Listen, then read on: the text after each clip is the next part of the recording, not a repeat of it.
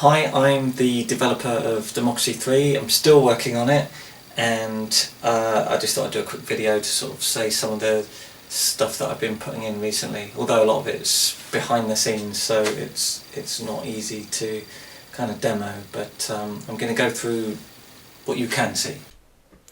Okay, this is something that I don't think was in last time, and it's options for this particular game. So you can toggle off certain stuff, like you can have compulsory voting and stuff like hurricanes and earthquakes. I'm playing the UK, so by default we don't have any of that, but you can play about with it, and also make the game more difficult and change the level of apathy, which basically affects the extent to which people will bother voting if they're reasonably happy. That's all adjustable now. Okay, and this is something else that's new. Previously, at the start of a game, you would just see a list of the situations that were currently in force, which it wasn't particularly helpful. And now there's this thing which also shows up somewhere else, and it's the kind of key indicators, like a sort of control panel for your country to show you the state of things, which is sort of bad to very bad at the moment with all of these problems. They're all clickable as well, but I won't do that. If I go to the report, I'll show that in a second actually. One of the other things is if I go to a particular group, so I go to socialists, there is a focus group of socialists which we've kind of had before, and you can look at an individual member of that group and see how he comes to his opinion. But now there's also a sort of general purpose focus group under polling, so I can go here and just look at a random group of voters and see what they think and why they think it. And if I don't like that group, I can just keep getting new groups. There's 2,000 simulated voters, so there's quite a few to take a look at. So if you want a kind of snapshot of why you're popular or unpopular, you can interrogate individual people here. Another thing that is new, I have to think where it is. It's not there. Okay, if you look at political parties, actually, well, I need to go through to another turn to do that. So let's just do some random things. I'll cut income tax. That's always a good one. And subsidise some school buses.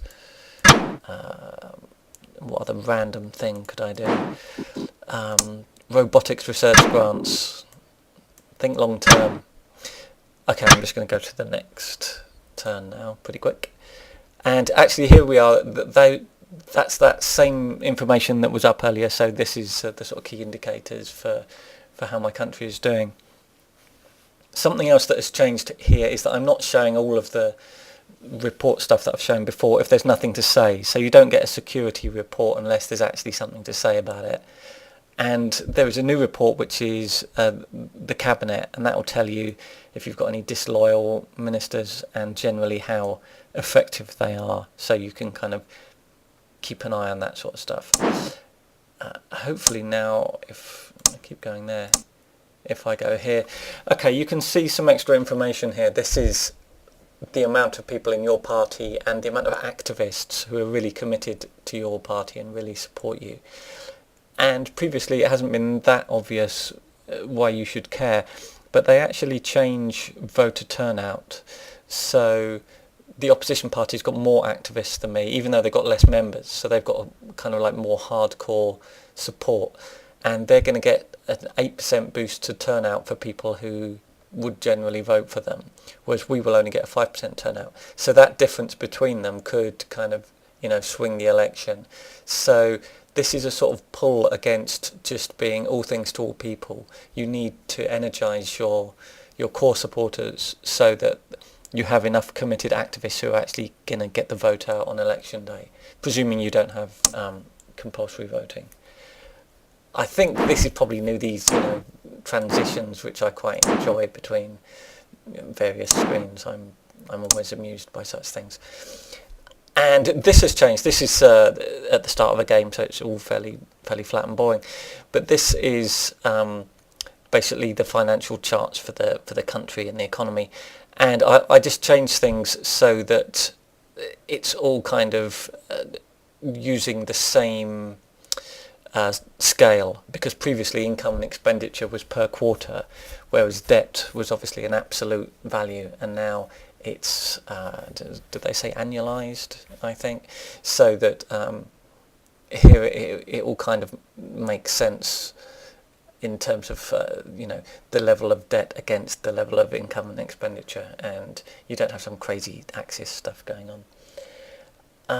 What else do I have? Probably the only other thing is that I've changed a lot of these screens so that you get this icon for whatever it is you're looking at. If you've got a sort of widescreen setup, the game will scale down to 1024 by 768, and then there's no room to show this. And I think that was worth doing because some of the effects that you have here have incredibly long names. They also have icons now to show what they're affecting. That's all affecting costs. And if I got anything here that will affect membership, I probably do. Yeah, violent crime. So that will affect the amount of liberals that you've got. High levels of violent crime are going to push people to be more conservative. So hopefully these icons are a bit better, and you can read a lot of this more now if you've got a widescreen PC. There's loads of stuff that has changed under the hood, but it's impossible to prove that or really show it. But hopefully it's sounding okay, and it's looking a bit better. This is Democracy 3.